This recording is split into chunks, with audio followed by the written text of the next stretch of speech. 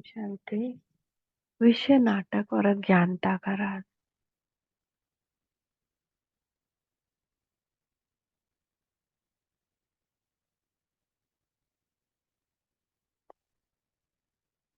विषय विषय नाटक की यथार्थता को देखे तो अनुभव होगा कि हर चीज अच्छी है, क्योंकि हर चीज इस विषय नाटक को 5,000 वर्ष तक सफलतापूर्वक चलने में सहयोगी है। ज्ञान भी अच्छा है तो अज्ञानता भी अच्छी चीज है। यदि इस ज्ञान की विस्मृति न हो तो सारे कल्प में यह विषय नाटक सफलतापूर्वक चल नहीं सकता।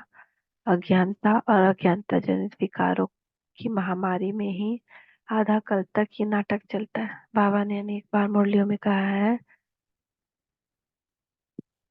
अगर लक्ष्मी नारायण को ये ज्ञान हो कि सत्युग के सुख की महसूसताएं ही न हो, फिर कल्पांत के विषय नाटक के नए चक्र के आरंभ के लिए ज्ञान भी अति आवश्यक है।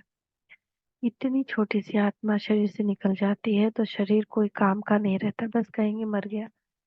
जाकर दूसरा शरीर लिया, एक छोड़ दूसरा शरीर लेकर पाठ बजाती है, फिर उसमें रोने की क्या दरकार है। जब ड्रामा को जानेंगे तब ऐसे कहेंगे कि इसमें रोने पीटने की कोई दरकार ही नहीं। अब तुमको ज्ञान है, अब ज्ञान है, पहले अज्ञानता थी ना कि हम यह पुराना शरीर छोड़ निर्वाण धाम में जाएंगे।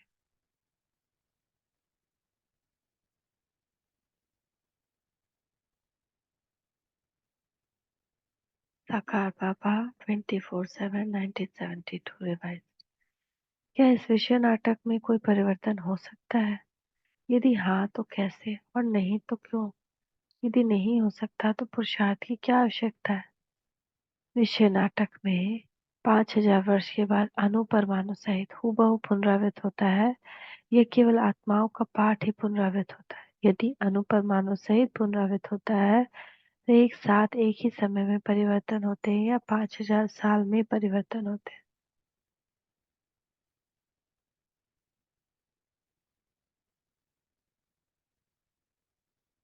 तो ये क्वेश्चन है सोचने के लिए, चिंतन मनन करने के लिए कि क्या होता है। तीनों लोकों का राज। तीनों लोक अर्थात ब्रह्मलोक निराकार आत्माओं का घर, सूक्ष्म वतन फरिश्तों की दुनिया और स्थूल वतन अर्थात साकारी आत्माओं की दुनिया का राज भी ज्ञान सागर बाप ने अभी बताया, जिससे हमको पता पड़ा कि हमारा घर नहीं है। हमारा तो घर तो हमारा शांति धाम ब्रह्मलोक। ये साकार लोक तो ड्रामा स्टेज है जहाँ हम पाठ बजाने आए। घर हमारा मूल वतन है। अब ड्रामा पूरा होता है, अब हमको घर वापस जाना है, लेकिन वहां जाएंगे कैसे? वह हमारी स्थिति कैसे होगी, उसके लिए क्या तैयारी करनी है, सब ज्ञान परमात्मा ने हमको अभी दिया है, जिससे ही हम इस दुनिया से नष्टो मुहा होकर घर वापस जाने की तैयारी करने में समर्थ हुए और कर रहे हैं। भक्ति मार्ग में भी 3 लोगों का गायन तो करते हैं, परंतु यथार्थ स्थिति उनके विषय में कुछ जानते नहीं है। तुम बच्चों को बाप ने समझाया, अब घर वापस जाना है। जहाँ से पाठ बजाने यहाँ आए, ये तो बहुत बड़ा मांडवात का स्टेज है। स्टेज पर एक्ट करके पाठ बजाकर फिर सबको जाना है। सारे कल्प में 5,000 वर्ष में निराकार भगवान एक ही बार आकर रहते। यह तो तुमको पक्का निश्चय है।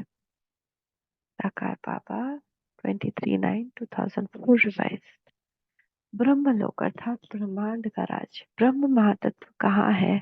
कैसे आत्माएं वहां रहती है? कैसे वहां से आत्मा आती है, फिर कैसे वापस जाती है? इन सब का ज्ञान परमात्मा दिया है कि ड्रामा अनुसार हर आत्मा अपने एक्यूरेट समय पर यहाँ पाठ बजाने आती है, और कल्पांत में जब परमात्मा आकर पावन बनने का रास्ता बताते तो फिर पावन बनकर वापस चली जाते। प्राय सभी ब्रह्मलोक को ऊपर मानते, परंतु ऊपर उसकी स्थिति क्या है ये किसकी भी बुद्धि में नहीं आता। प्रकृति के नियमानुसार आत्माओं की बुद्धि ऊपर की तरफ अन्यास हो जाती है, क्योंकि आत्मा वहां के रहने वाले नहीं, इसलिए वह बुद्धि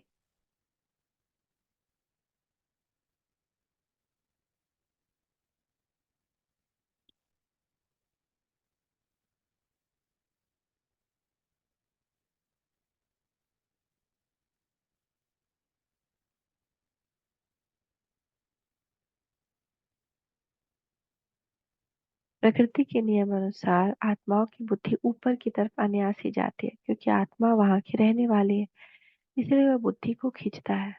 वह बुद्धि का जाना स्वाभाविक है। ब्रह्मलोक का यथार्थ राज अभी परमात्मा के द्वारा हमको पता है ना। जब हम लोग भगवान को याद करते हैं तो कभी हमेशा क्या करते हैं? ऊपर देखते हैं, हे भगवान, ऐसे ना। जबकि ये ज्ञान तो पहले नहीं था। और जब योग भी लगाते तो अपने आप ही हमारा मूड सिर जो है ऊपर की तरफ घूम जाता है। तो कोई कहा तो नहीं कि आप ऊपर देख करके योग करो, फिर हम ऊपर क्यों देखते हैं? तो ब्रह्म वो खींचता है ना, वो हमारा घर खींचता है। ब्रह्मलोक निराकार आत्माओं का घर है, जहाँ परमात्मा और आत्माएं अपने मूल स्वरूप में निवास करती है। वह किसी भी तरह की आवाज या कर्म नहीं, आवाज न होने के कारण किसी प्रकार की अनुभूति भी नहीं। यह आत्माओं का कि जैसे सुषुप्त अवस्था है। ब्रह्मांड पृथ्वी के और एक और नहीं बल्कि चारों ओर भूमंडल आकाश से आवृत है। आकाश तत्व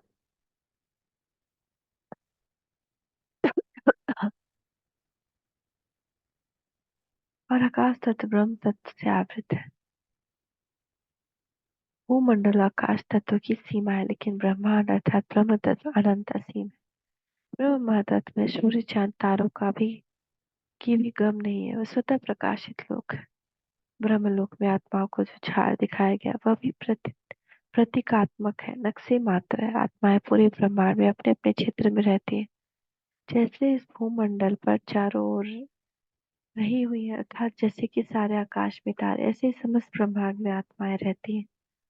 ब्रह्मलोक सर्व आत्माओं का घर है, इसलिए सभी योनि की आत्माएं कल्पांत में ब्रह्मलोक जाती हैं और अपने अपने सेक्शन में स्थित होती हैं, जहाँ से अपने समय पर पाठ बजाने यहाँ आती हैं। सभी योनि की आत्माएं, चाहे पशु योनि की हो या मनुष्य योनि की हो, हर योनि की आत्माएं वहां जाती। इस प्रकार तत्व से पार ब्रह्मांड है, जहाँ सूर्य चांद भी नहीं होते, वहां के रहने वाले हमारे पाठ बजाने।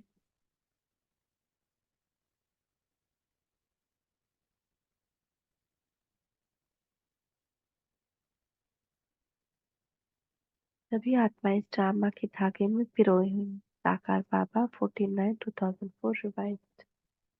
अभी तुम्हारी बुद्धि में सृष्टि चक्र के आदि अंत का राज है, जानते हो? वह है शांति धाम अथवा परम धाम। हम आत्माएं भिन्न भिन्न धर्म की सब नंबरवार वहां रहते हैं, निराकारी दुनिया में। जैसे स्टार्स देखते हो ना कैसे खड़े हैं, ऐसी आत्माएं ब्रह्मांड में रहती लटकी हुई है। जैसे स्टार लगता है ना आसमान में लटका हुआ है।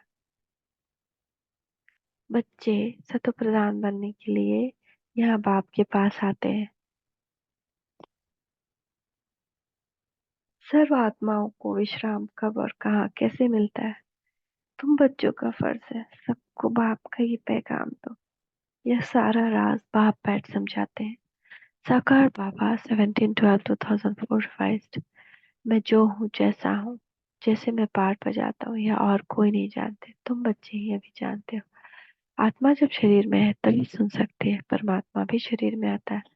आत्माओं और परमात्माओं का घर शांति धाम है, वहाँ चूड़ कुछ भी नहीं होती। सखर बाबा 18/7/2005 रिवाइज्ड। जहाँ परम धाम है ना वो शांति धाम, वहाँ छुड़पू नहीं होता है, लेकिन जैसे ही आत्मा धरती पे आती है छुड़पुर शुरू हो जाती है उसकी। अभी मूल वतन से लेकर सारे ड्रामा का चक्र तुम्हारे बुद्धि में याद है। तो बच्चों को बुद्धि से इस बेहद के ड्रामा के आदि मध्य अंत का राज रहना चाहिए। अभी इसमें जरा भी बदली सदली नहीं हो सकती। यह झाड़ सब धर्मों का नंबरवार है। यह मनुष्य का झाड़ बिल्कुल एक्यूरेट है। साकार बाबा 26 जुलाई 2005 रिवाइज्ड। आत्माएं निर्वाण धाम से यहाँ आए पाठ बजाते हैं, बाबा भी आकर पाठ बजाते हैं। वह है शांति धाम, वहाँ कोई संकल्प नहीं आता कि यह देखें वह देखें, कोई कनरस नहीं।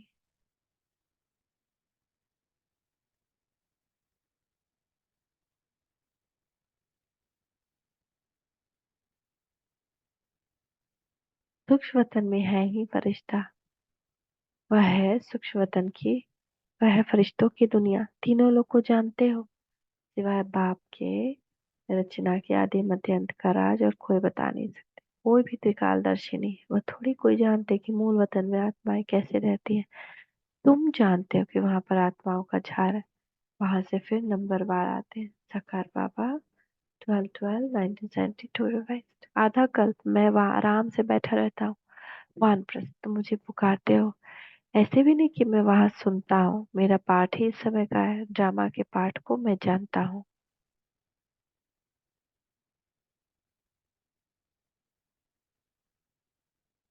है ना, हम किसी और टाइम में पुकारते हैं तो ऐसा नहीं कि बाबा बैठ के सुनते रहते हैं। जब उनका रोल होता है वो आ जाते हैं। साकार बाबा 21 अक्टूबर 1969 रिवाइज।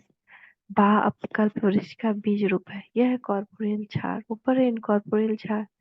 यह उल्टा झाड़ है। ये बड़ी बेहद की ड्रामा है।